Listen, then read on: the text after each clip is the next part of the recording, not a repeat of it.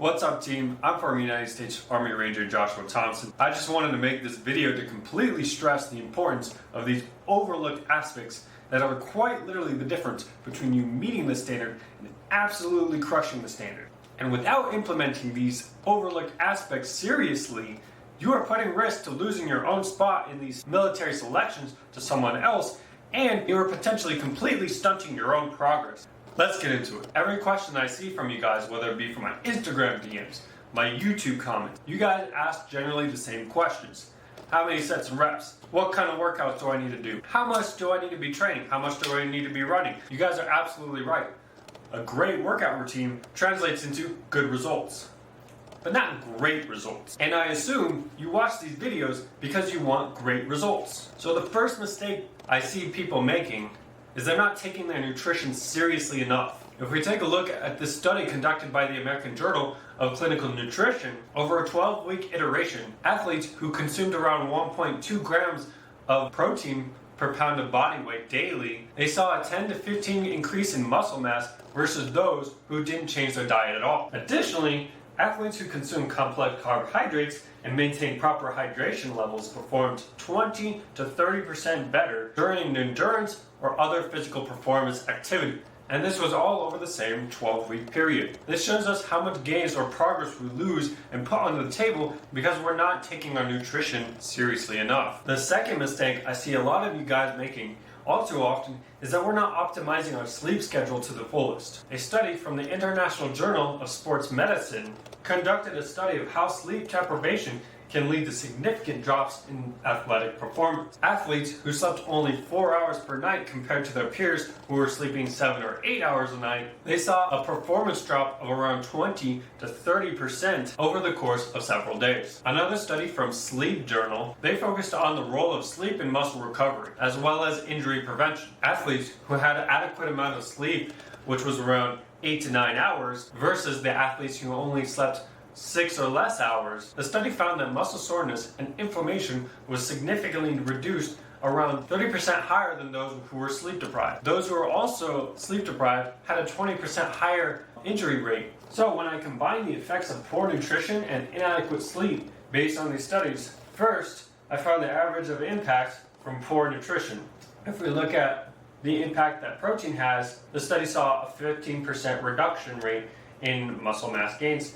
If we look at carbohydrates effects, we see a 30% reduction in overall performance, and then when we look at the lack of hydration, had a 20% reduction in recovery and overall performance. So in order to find the average of the impact of poor nutrition, we take all these three values, we add them up, and then we divide the number of how many we added up, which is 3, and then we get an average having around 22% less gains when we have poor nutrition. And then I did the same thing for sleep. The impact of not having enough sleep or being sleep deprived had up to a 30% reduction in power, strength, and sprint performances. And then when it came to recovery, there was a 30% reduction when it came to recovery. So we take the average impact from poor sleep, we have 30% plus 30% divided by 2, 30%. So we have a 30% reduction rate, and that's not within a 12-week period like the other study, that's just within a couple of days. So you can imagine what kind of effects poor sleep has within the course of a month. Based on the conducted studies we went over, we can see that neglecting both our diets and our sleep can result in an estimated 42.5% reduction in your overall progress per month.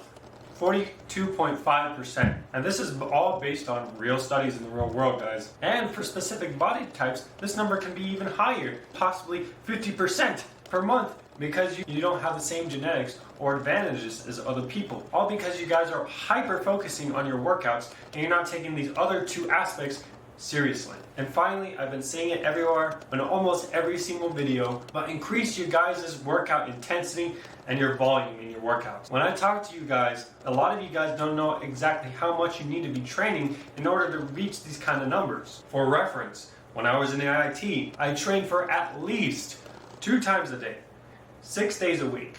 At the very least, when I was AIT prepping for RASP. If you guys aren't doing something similar, I suggest you start. If you guys have any questions on a specific area that you need to improve, you can always message me on my Instagram. It's in the link in the description. All right, to give you guys a complete overview of what I consider the optimized workout system, or whatever. On the first side of the equation, you have your workouts. And the intensity of your workout is what scales the workout between 1 and a 10. 1 being you do some physical activity every week. 1 is also you're doing too much training, you're overtraining. 10 being the optimal workout split for your specific body type, for your specific goal. That is a 10. If it's muscular endurance that you're working out for and you're lifting heavy, that's not a 10. You're not lifting for the exact purpose that you're training for. Now you take that workout number and you multiply it by nutrition, scaled 1 through 10. 1 being absolute piss poor diet, and then 10 being an optimal nutrition for your specific body type, for your specific weight, getting all your nutrition gaps filled. Even if you have to fill them with supplements, you're still meeting your nutrition requirements. That is a 10. Finally, you multiply your workouts, your nutrition, and you multiply it by your sleep, scaled 1 through 10. Obviously, 1 being horrible sleep, you're not getting much sleep or no sleep at all because you pulled an all-nighter. But obviously 10, you're consistently going to bed at the same time.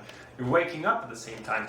You're getting your 7 to 9 hours that you need every single day. That is a 10. As you can see, each one of these areas, your workouts, your nutrition, your sleep, needs to be optimized to a 10 to absolutely maximize your progress, thus getting you a perfect score of a 1,000. Each one of you should strive for that perfect 1,000 score, especially if you're going through a military selection or school that you need to be physically prepared for. These are life-changing opportunities, and you want to make the most out of them. So why would you not try to optimize every single aspect?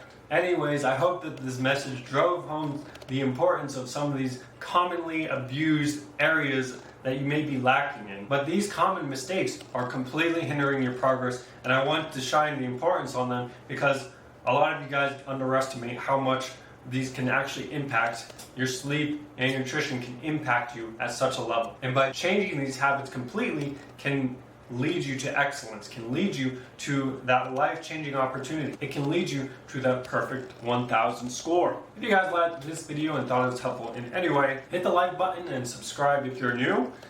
We are almost at 1,000 subscribers, and it would be awesome if we can hit that number sometime soon.